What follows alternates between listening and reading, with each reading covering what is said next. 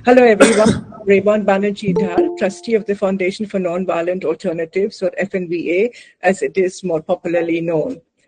On behalf of FNVA, I extend a warm welcome to all of you joining us today. We are gathered here today to explore and reflect upon Voice for the Voiceless, a powerful and a timely new book authored by His Holiness the 14th Dalai Lama. We are honored to be joined by an exceptional panel today. We extend a warm welcome to Sikyong Khenpa Tsering, the democratically elected leader of the Central Tibetan Administration. We are also privileged to have with us Dr. Thupten Jimpala, who assisted His Holiness in bringing this book to life. His insights, drawn from years of close collaboration with His Holiness, will greatly enrich our understanding of the book's messages and context. This discussion will be chaired by Ambassador Dilip Sinha, a distinguished former Indian diplomat and author. Ambassador Sinha has served as India's permanent representative to the United Nations in Geneva and as ambassador to Greece. He also held key positions in the Ministry of External Affairs, including heading UN affairs during India's term on the UN Security Council. He is also the author of The Legitimacy of Power and Imperial Games in Tibet. Before we begin, a few brief housekeeping notes from my side. Ambassador Sinha will take questions from the audience throughout the discussions. You are welcome to submit your questions in the chat box, which the chair will read aloud. Before I hand over to the ambassador, I would like to, on behalf of FNVA, thank the Sikyong Khenpa Tsering Lam most sincerely, Dr. Thupten Jimpala, and Ambassador Dilip Sinha ji for accepting our invitation to participate in today's program.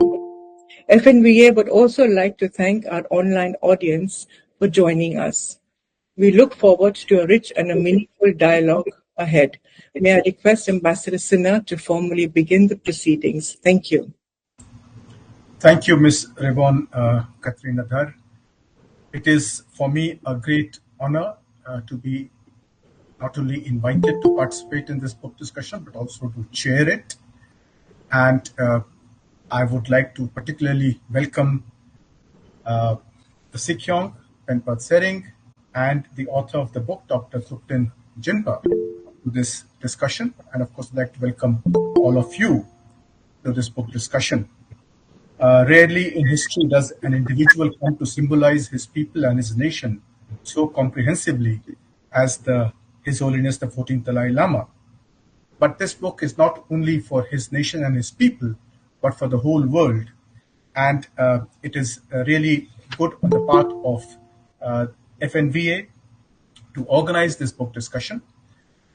I'd like to, the discussion, as I said, will start with a keynote address by the Sikyong and followed by questions initially from me and then from the audience to the author. So I'd like to invite the Sikyong to deliver his keynote address. Over to you, Sikyong. Thank you. Thank you very much, Ambassador Dilip Sinha ji. It's good to see you again, even though online. And I won't take much of the time of this session because you have a very authoritative speaker, Professor Geshe Thupten Jinpa, who, as we Tibetans say, he's a twin-winged personality. He has knowledge of traditional Tibetan values and also modern learning. So you have a very authoritative person who has been involved in compiling and editing this book, The Voice for the Voiceless, and I would assume this would be perhaps the last, or perhaps one of the last books on His Holiness political initiatives that he has taken over since the age of 16, when he took temporal and spiritual leadership of Tibet way back in 1950-51, around this time when Tibet was going through a very difficult period in our history, when China invaded Tibet in 1950 October, and then we were forced to sign under the threat of war the so-called 17-point agreement. So I will leave much of the time to Professor Thupten Jimbala to discuss on the content of the book. Maybe I'll just go back a little to provide a little background on His Holiness thinking, because when His Holiness says middle way, then you talk about polarities. And one of the polarity is the historical status of Tibet as an independent state. So I won't go into the details of how it was, but if you do comparative studies of Tibetan history with that of Chinese history, then you will find that whether it was Tibet-Mongol relation or Tibet-Ming relation or Tibet-Qing relation, or as per international law today, Tibet has never been considered part of China, even though some Tibetan areas were incorporated into Chinese provinces in the 18th century, but even those areas were not directly ruled by China at any point of time.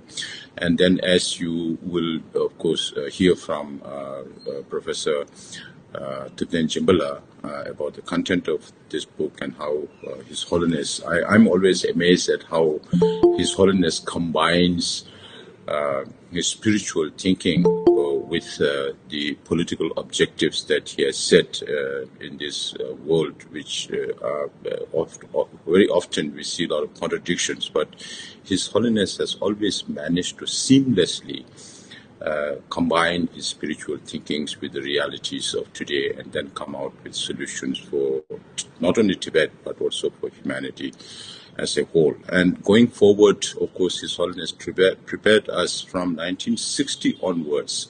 His Holiness introduced democracy not even 1 year after coming into exile. And today, me as Sikyong, as the democratically elected political leader of the Tibetan people, it is unimaginable, even on my part, for an ordinary person like me to be in this position as Sikyong and be governing the Tibetans in exile and advocate for the cause of Tibet. So this is all because of the blessing of His Holiness the Dalai Lama and the foresightedness of His Holiness leadership that has brought us to this level. And His Holiness prepared us, even when He is not there in this world, for the Tibetan people to be able to carry forward our responsibility in terms of our cause, and also looking after the welfare of the Tibetan community in exile and keeping the Tibetan community in exile together. As His Holiness always says, and I think every community have this saying, that hope for the best, prepare for the worst, and we also try to do that, and we hope that we will be able to live up to His Holiness' expectations as ordinary people leading the Tibetan movement, and I'm sure there will be leaders that will follow me. And I'm trying to set the right precedent to a more moralistic leadership as much as possible, and keep the community together as much as possible. Thank you, Nonviolent Alternatives, for inviting me, and Ambassador Dalip Sinhaji for chairing this session, and we all look forward to listening to Professor Thupten Jimbala on his conversation on this book, Voice for the Voiceless, I think, which is very important. Thank you very much again. Thank you, Sikyong. That was very valuable input to this extremely important book that brings out, as you rightly said, the human touch that His Holiness is able to bring to his leadership, whether in politics or in spirituality. And his deft movement from geopolitics to philosophy that comes out in this book with simplicity and clarity is what sets this book apart for reading, as well as the leadership of His Excellency.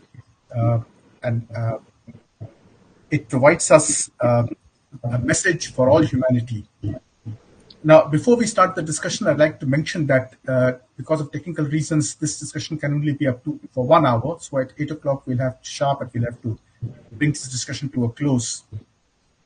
I'd like to invite Dr. Thupten Jimbala to introduce the book first. But before I do that, I'd like to introduce him. Not that he requires any introduction, but since there might be people who would like to know a little more about him. He is a former Tibetan monk who grew up in India. He holds the Geshe Laram degree from Gandin Monastery in southern India, as well as a BA in philosophy and a PhD in religious studies, both from Cambridge University, where he also worked as a research fellow. Since 1985, he has been the principal English translator for His Holiness, accompanying him on numerous international travels and assisting him on books, including the New York Times bestsellers like The Ethics for the New Millennium, The Art of Happiness, and The Book of Joy, and of course the current book that we are going to discuss now. Dr. Jinpa has his own works as well, in addition to the translations that he has done. These include translations into English of major Tibetan texts in the Library of Tibetan Classics. His other books include A Fearless Heart, How the Courage to be Compassionate Can Transform Our Lives, and a book on Tsongkhapa, a Buddha in the Land of Snows. Dr. Jinpa is the main author of CCT, the Compassion Cultivation Training, an 8-week formal program developed in Stanford University. And he's an speaker on Buddhism and science dialogue, secular adaptations of mindfulness, and compassion practices. Dr. Jinpa is a co-founder and president of Compassion Institute, of the Chair of Mind and Life Institute, and founder of the Institute of Tibetan Classics. He is an adjunct professor at the School of Religious Studies at McGill University. Dr. Jinpa lives in Montreal and is married with 2 daughters. Dr. Jinpa, to help you start off with this discussion, I'd like to ask you a question that puts you in. When I read the book, one thing that comes through very clearly in this book is the love that His Holiness has for India, for the Indian people. And can you tell us more about how he sees India, where he's been living for the last so many years, and what is his message for the Indian people? Thank you. Thank you, Ambassador Sinha. Let me first express my deep appreciation and gratitude to Rebon Banerjee Dar and the Foundation for Nonviolent Alternatives for inviting me to this session, and also thank Sikyong Pemba Tsiringla for the keynote address, as well as to you, Ambassador Dilip Sinha, for chairing this session. For me, someone who grew up in India, India is very dear to my heart. Until 1989, I lived in India and grew up in India. So, for your question, I think, His Holiness's affection for India comes through very powerfully, in every expression. Even when traveling internationally, he would often say, I'm a messenger for India's great teachings of nonviolence and religious pluralism.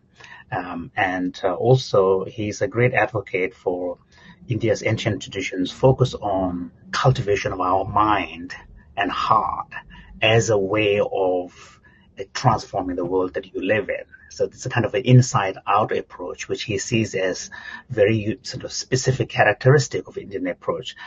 And also, one of the facts is that, His Holiness's academic and scholarly background is monastic. And in monastic academic training, the key authors that we study and memorize as a kid, the root texts, are all Indian. Nagarjuna, Chandrakirti, Dharmakirti, Dignaga. So all of these Indian masters are very dear to the minds of a monastic member who's, even before we fully develop our intellect, we have to memorize these root texts that are all translated from Sanskrit. And then when we do formal studies, all the main root texts, the textbooks, if you want, in the monastic academic institutions are Indian. So there is a very strong, and then of course, Buddhism, which is so dear to the Tibetan people, came from India. And then there is a deep reverence to India, as a kind of a land of knowledge and wisdom and dharma, and to the point where we actually, in the classical Tibetan text, India was always referred to as Arya Bhumi, or the land of the noble ones. So that veneration is very, very ancient in the Tibetan mind, especially those who are monastically educated. And then, of course, His Holiness's personal, direct affection for India really began in 1956, when he had the opportunity to visit India on a pilgrimage. He was invited as an official, that was in Bodh Gaya, and that's when, for the first time, he was able to put flesh to this image of India that he grew up with the knowledge and wisdom and all of this. Then, of course, after coming into exile, he has benefited tremendously, not just him, but his entire people, and the civilizations has thrived and survived thanks to India's generosity. So I think, the connection goes beyond him individual person. There's a kind of a historical, cultural connection. So His Holiness's life, in a sense, symbolizes that deep connection, which is now expressed in his, fact of being India as his second home. And so it comes through, and then sometimes he half jokingly tells that his mind has been nourished by Indian philosophy and teachings, and his body has been nourished by Indian rice and dal. So I think that kind of simple statement really captures his affection for India. Yeah.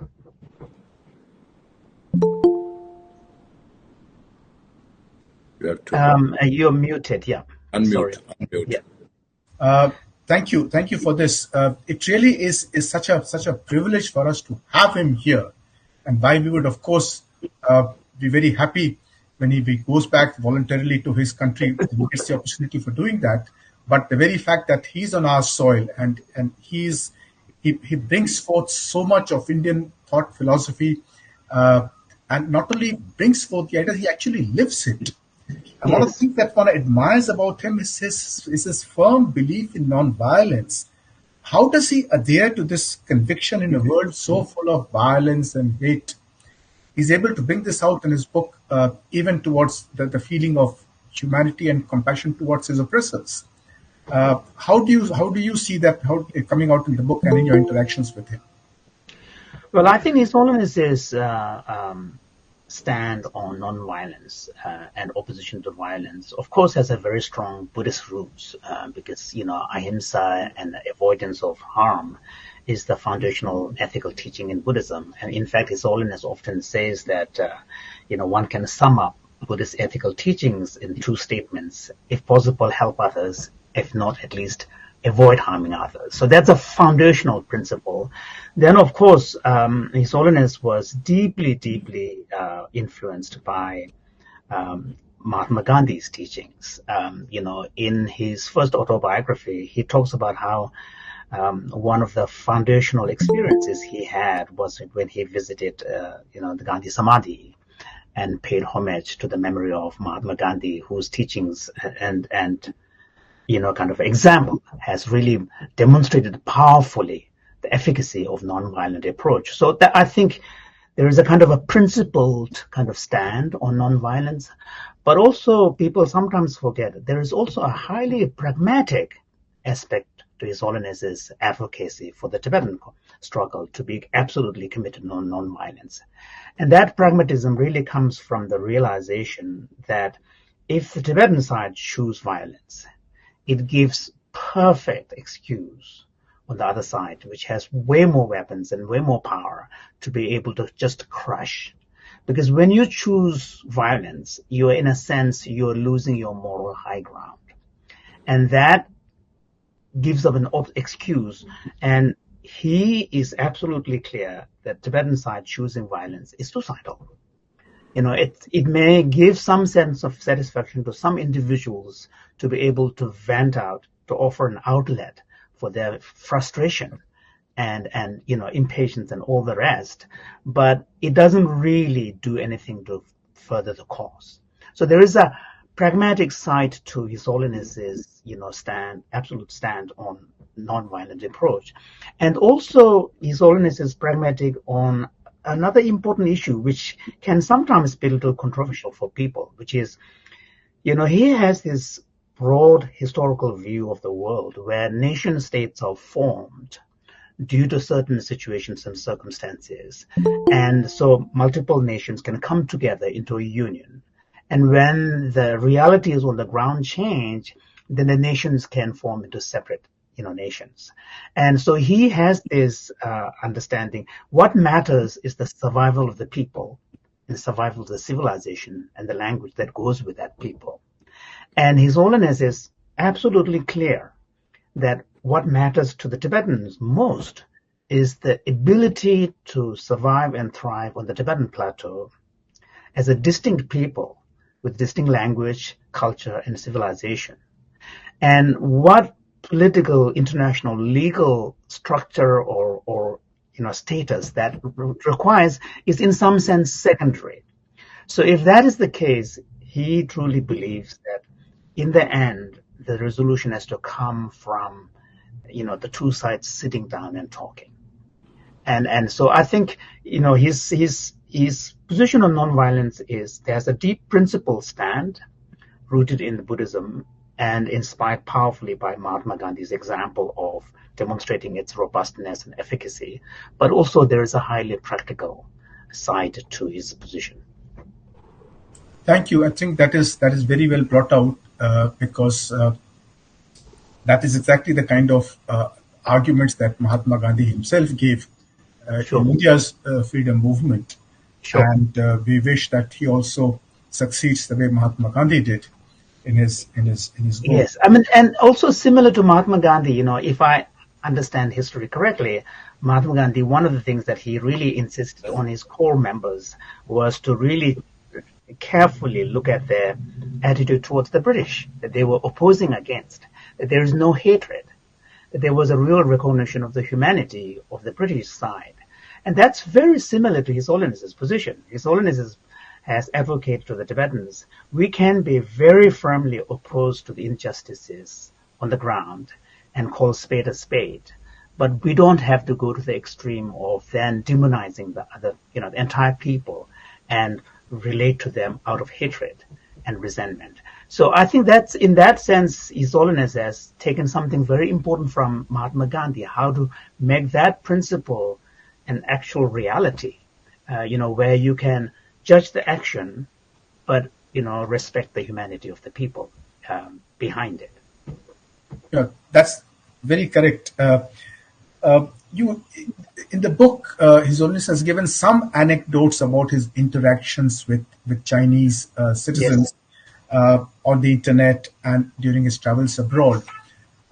Can you tell us a little more about such incidents which bring out the human side of both the book and his interactions with people? Sure.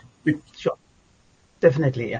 Before I forget, I just wanted to, if I may, make a small correction. My role in the book has been that of an editor and assisting him in the actual writing, but not the author. So that I think just wanted to make sure that it's corrected.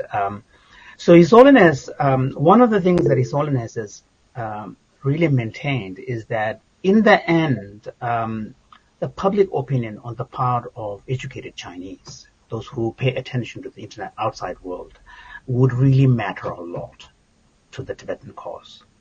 They need to, if we are not able to make the Chinese side, especially those who are open and willing to engage, understand what our cause is, what's the nature of our struggle, why we are unhappy, then we have not succeeded in our campaign. So that's one of the reasons why he has, for example, advocated the establishment of Sino-Tibetan friendships in various Tibetan communities internationally, invite Chinese students and scholars to the events.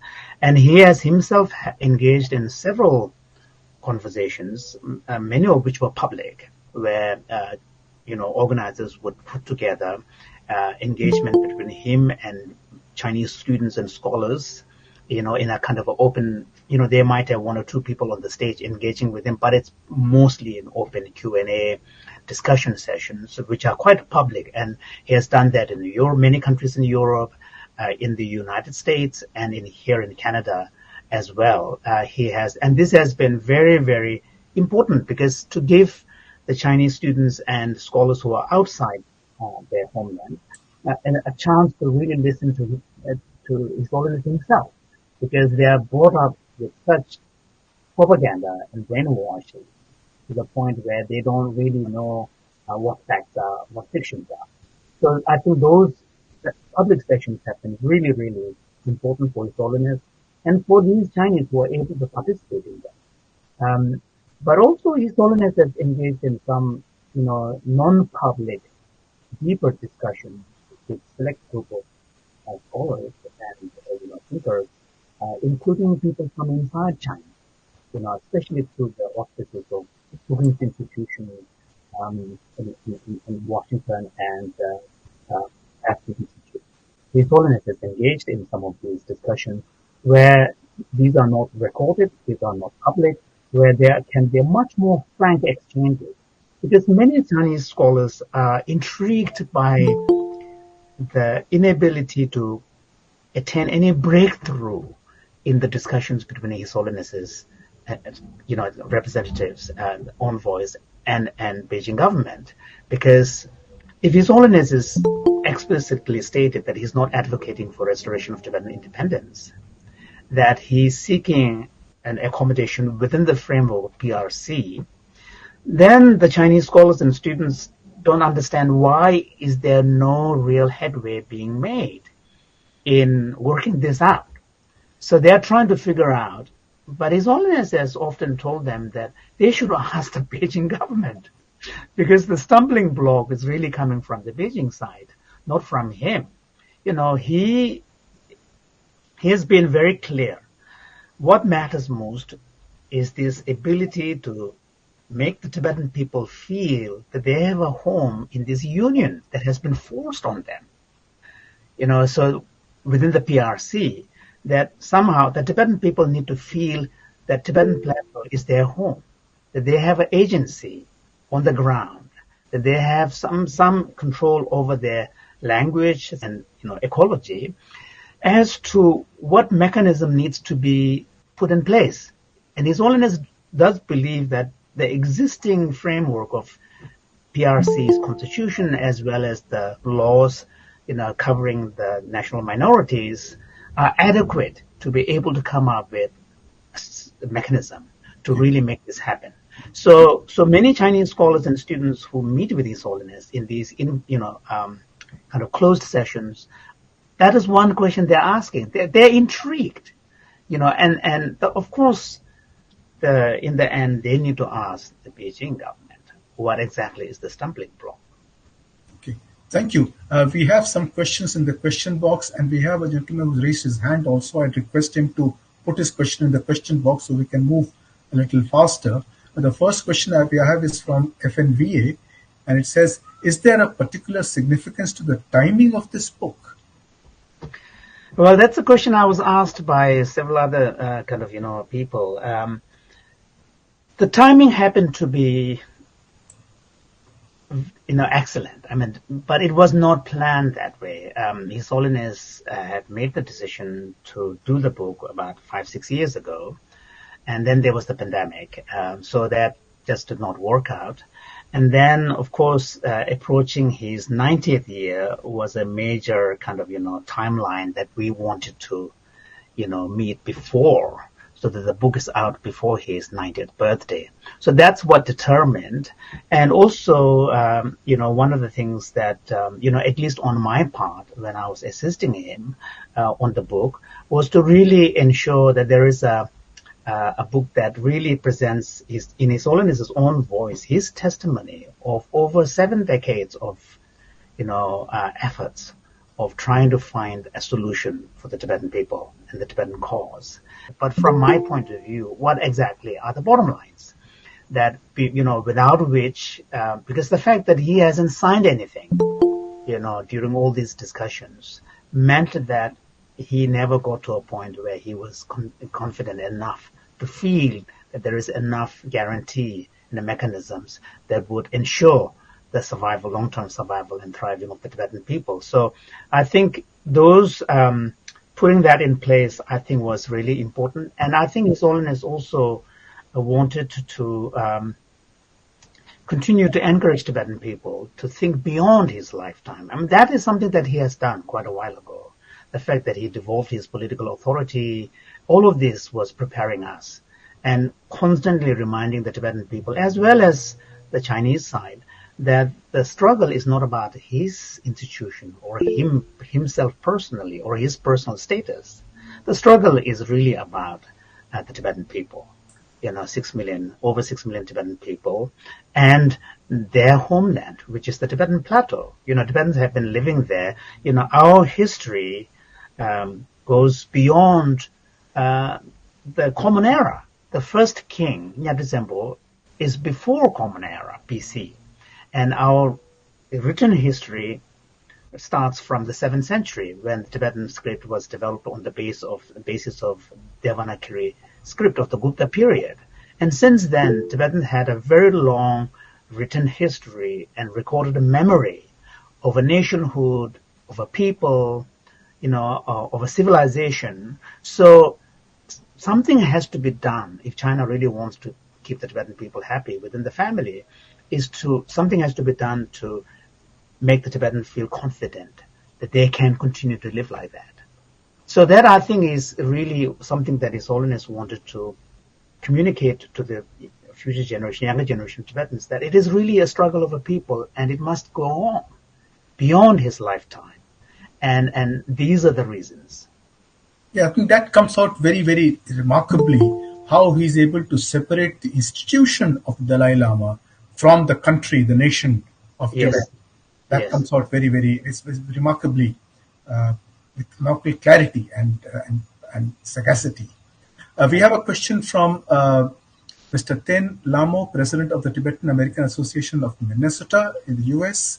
And his question is, after reading the several books of His Holiness, however, the voice of the voiceless struck me profound impact. My question is, how Tibetan and Friends of Tibet across the globe implement some strategies to support Tibet advocates during their political upheavals? Thank you. That's a really, really important question. I think for formal platform through which we will continue the advocacy of Tibetan cause, we have the office, the establishment in India. We have the Sikyong office with the cabinet that comes with that executive, and the Sikyong is directly elected. So we have Sikyong Pemba Tsering here. The first Sikyong was Dr. Lobsang Singila, and that tradition will continue. So we have that formal structure there, and then on top of that, we have had it's elected political parliament, for a long time. So Tibetans outside the world need to continue to have allegiance to this establishment in Dharamsala, and to find a way to identify with it as our primary vehicle and medium through which we, wage our continued struggle. But I think one of the most important things is that international supporters of Tibet and the Tibetan people internationally, we need to make sure that the Tibetan story, the story of Tibet, is always told by us. We don't want, the Chinese version of the history of Tibet and the story of Tibet is a colonial version. Whether we like it or not, the current fact of China's rule in Tibet is a colonial rule. All the hallmarks of a colonial rule are present. The decisions are made way beyond the territory in Beijing. Even on the ground, policies are designed primarily to ensure what is called the territorial integrity and stability of the nation, not to promote the well-being of people on the ground, or the promotion of the civilization of the people on the ground. And the final decisions are always made, even on the ground, by a non-Tibetan. I mean, it's, if that is not a colonial rule, what is? So I think Tibetans will have to ensure on the international platform, the power of narrative is in the end key. And we need to find whatever ways we can to ensure that our narrative is woven by ourselves. And so this is one of the reasons, this is one area where the U.S. among governments, U.S. position on Tibet is very strong. U.S. position explicitly states that Tibet is an occupied, we recognize Tibet to be an occupied territory, and when we say Tibet, we mean all three provinces of Tibet, Uzang, Kham, and Amdo. And furthermore, it is the policy of the U.S. government to oppose any distortions of Tibet's past history. So those are explicitly stated in the U.S. government. And then you're in Minnesota, the person who's asking the question. I think you need to remind your government and your representatives once in a while that those are the stated policies of the U.S. government. So we need to, find ways to keep Tibetan issue alive, and also always remind that this is an ongoing struggle. This is an unfinished business. This is an ongoing struggle. And now we have added a substantial number of Tibetans outside Tibet in the free world, majority in India, but also now in the West as well. And we need to continue to represent the voice and speak on behalf of the people back home, in whatever ways you can find. And then, Tibetan people ourselves, we also need to ensure that we protect our language. We protect our, I'm a Canadian citizen, but I'm a Tibetan first. That identity, that of who we are, has to be passed on from generation to generation, so that if necessary, the struggle for the cause can continue beyond even my lifetime. It may take another 50 years. So be it. We need to have that kind of long-term strategy, long-term commitment, and long-term dedication that our generation, every generation's task is to pass it on to the next generation, so that the passion and the vibrancy and the robustness of the movement and the struggle always remain. And that's what His Holiness wants. That's what, because in the end, it's a question of dignity. Tibetans have to survive, find a way to survive with dignity as a people on the Tibetan plateau. Until that happens, our struggle is not finished. Yes. We have a question from Tenzing Tashi. He says, my question is, what message does this book send to the People's Republic of China, and especially us Tibetan youths? I think to the People's Republic of China, the key message that His Holiness sends to them is really that the ball is in their court. If they have the political will and the courage, the issue of Tibet can be resolved quite easily. His Holiness explicitly states this. The stumbling block is coming from their side. And if they truly want to find a solution where Tibetan people can feel home within the PRC, then the effort has to be made from their side.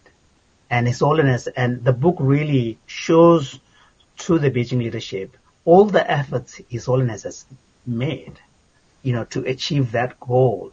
And to this day, he still believes that it is doable, and the cost to Beijing would not be that high. He doesn't think it's because if they're committed to the letter of their constitution, the constitution dictates that they respect the local civilizations and local cultures and languages. There's a whole section on national minorities, kind of territory area. So there is adequate mechanism within the constitution that should make it easy for them to find that solution.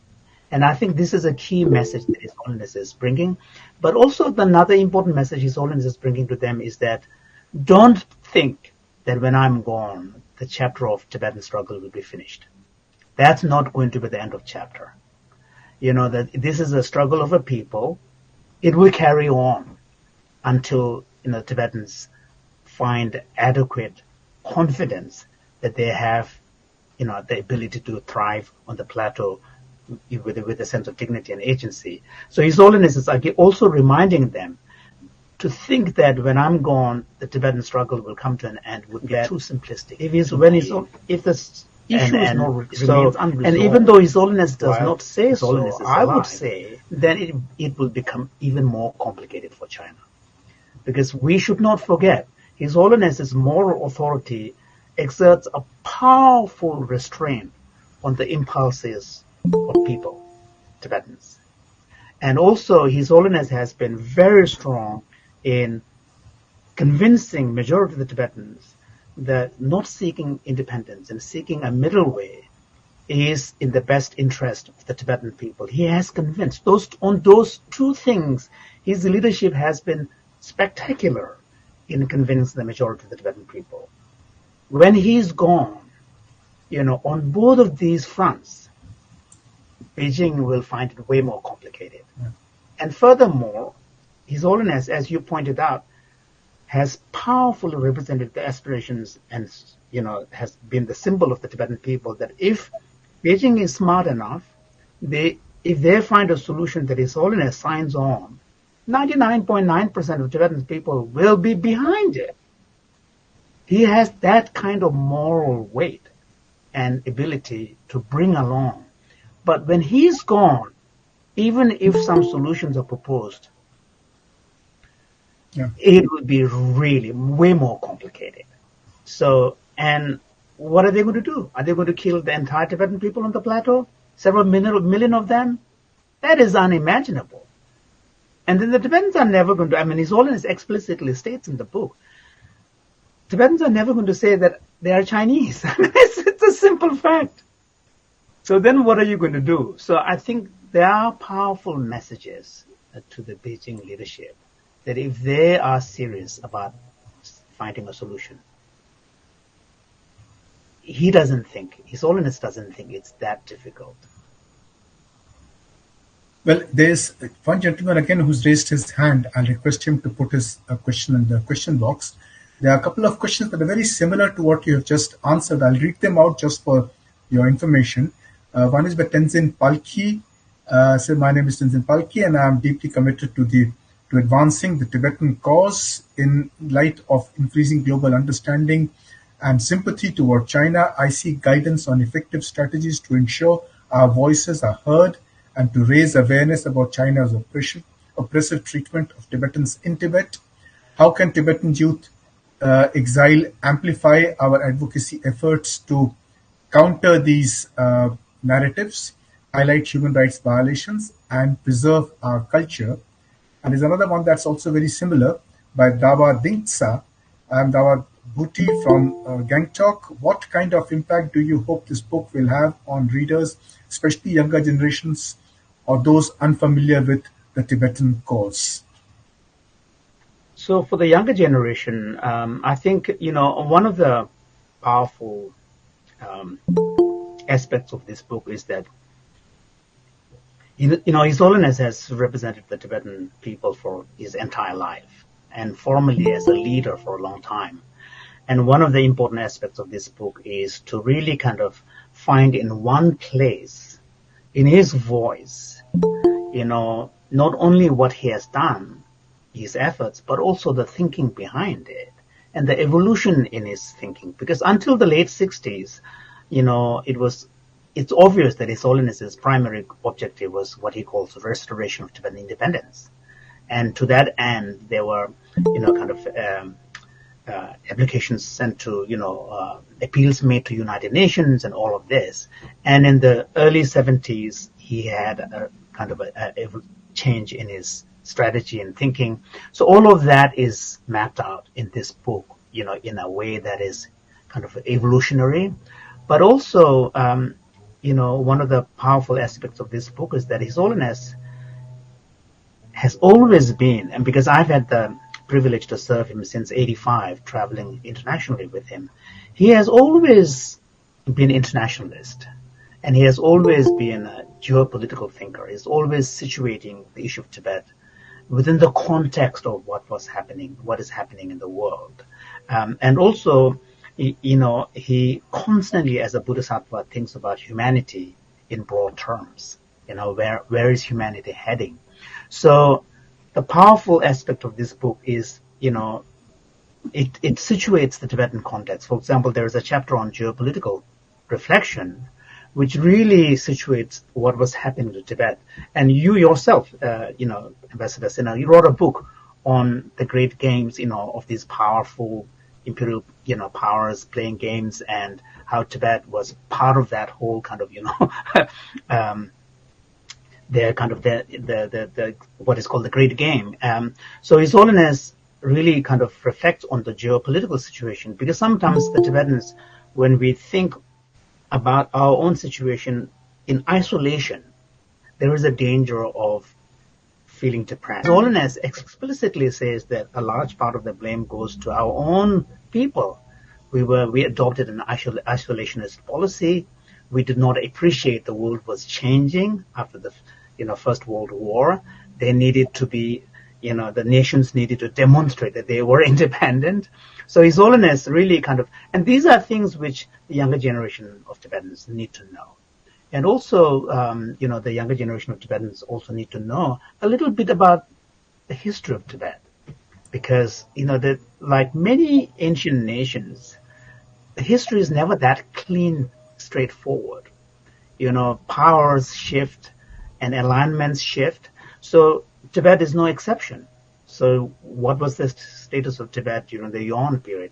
I mean, during the Tang period, there's no issue, because Tibet was equally powerful empire competing in the Central Asian, theater for power. And for example, like Donghang, the fact that we are discovering Tibetan text in Donghang is because Donghang area, which is part of China, remained under Imperial Tibet for nearly 100 years.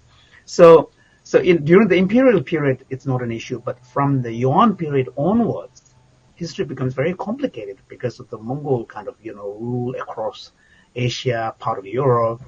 Where does Tibet fit in there? And during the Ming period is simpler, because Ming was a native Chinese dynasty who saw themselves as having gained independence from Mongol rule, and Tibet got independence out of that earlier.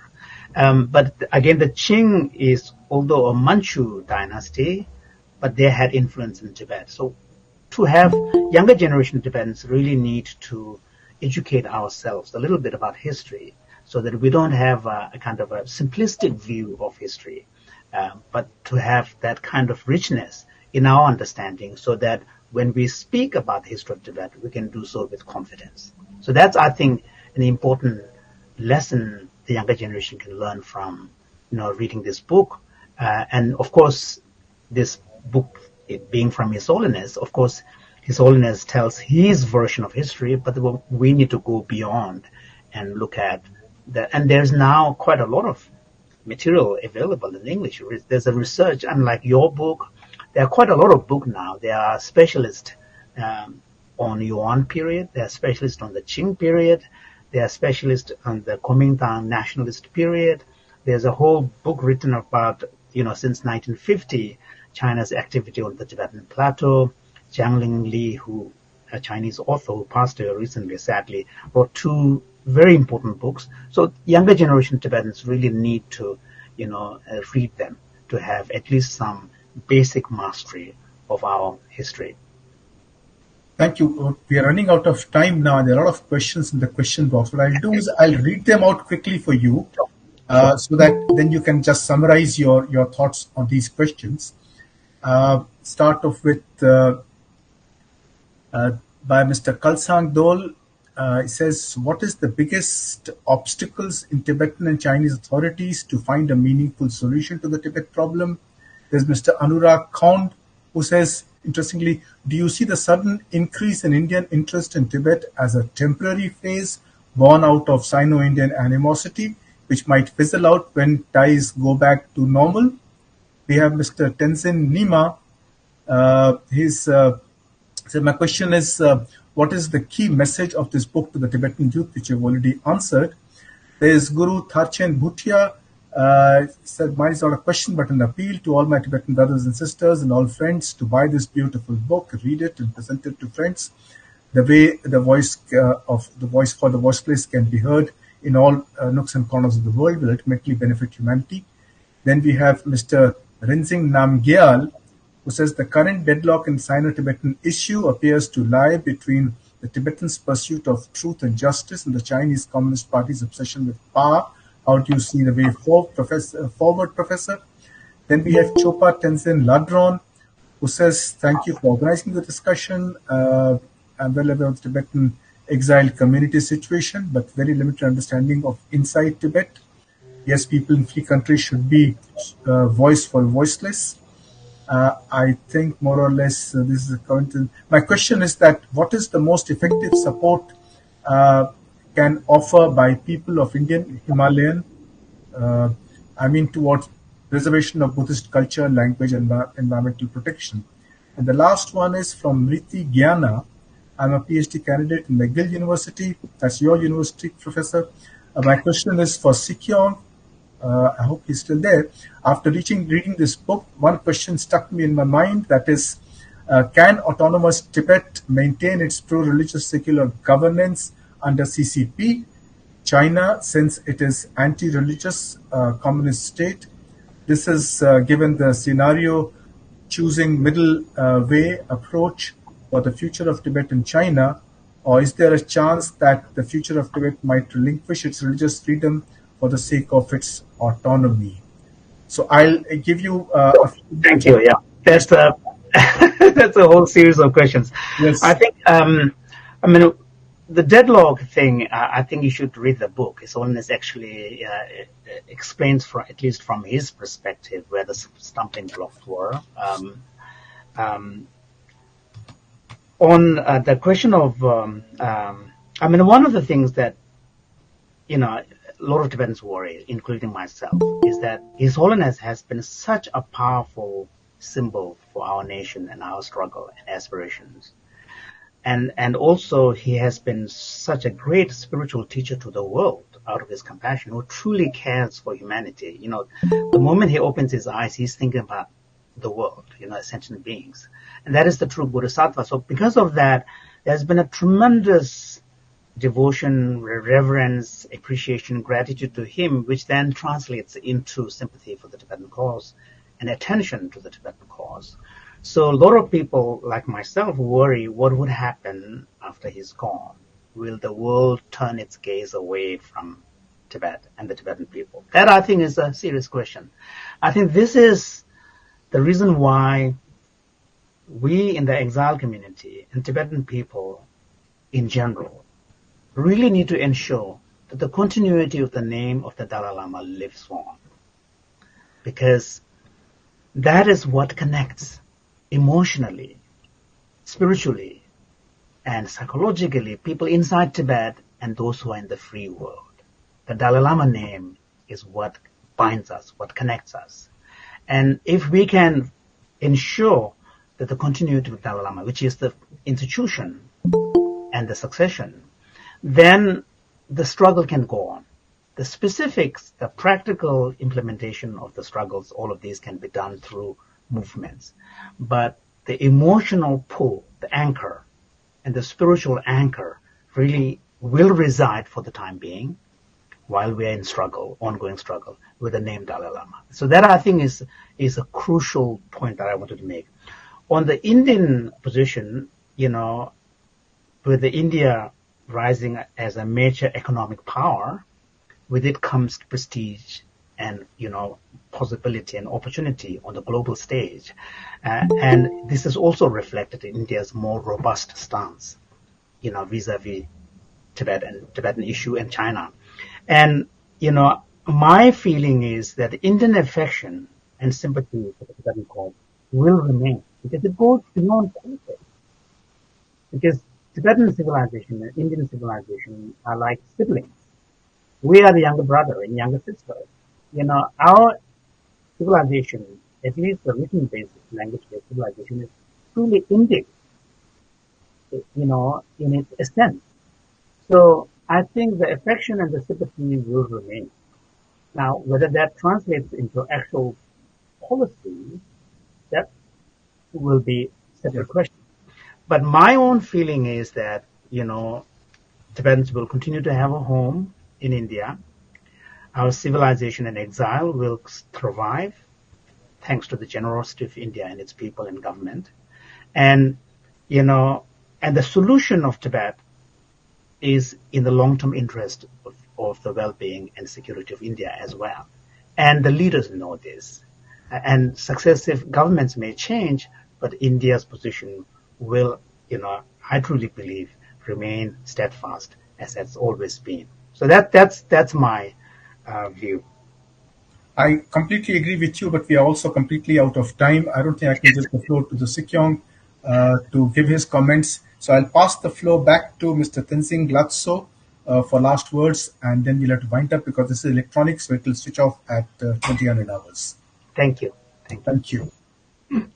Sir, so before we put an end to today's webinar, I would like to take a moment to express our sincere gratitude on behalf of Foundation for Nonviolent Alternatives. I extend our heartfelt thanks to Sikyong Pembat Seringla for his presence and for opening today's discussion with much clarity and purpose.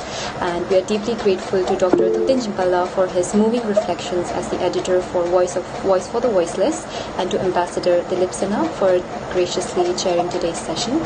And to all our attendees as well, thank you for spending your time with us and for your continued support and engagement with Tibet. The full recording of today's session will be made available soon on FNVA's YouTube channel, and we hope to see you all again at FNVA's next webinar. So thank you so much again. Thank you, Professor. Thank you. Thank you, Ambassador. Thank you.